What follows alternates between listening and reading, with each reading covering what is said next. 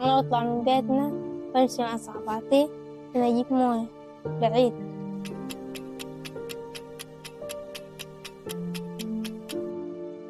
طبعا الموية ثقيلة الجرقان.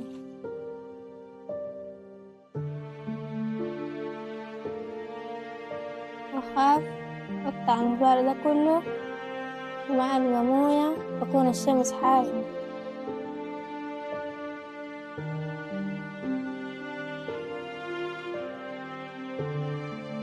لما عملوا لنا محطة جديدة كنت مبسوطة، بمشي بجيب الموية وبجي أجيب كمية كبيرة، بمشي بجيب الموية 5 مرات في اليوم. أنا مبسوطة إن الموية نظيفة.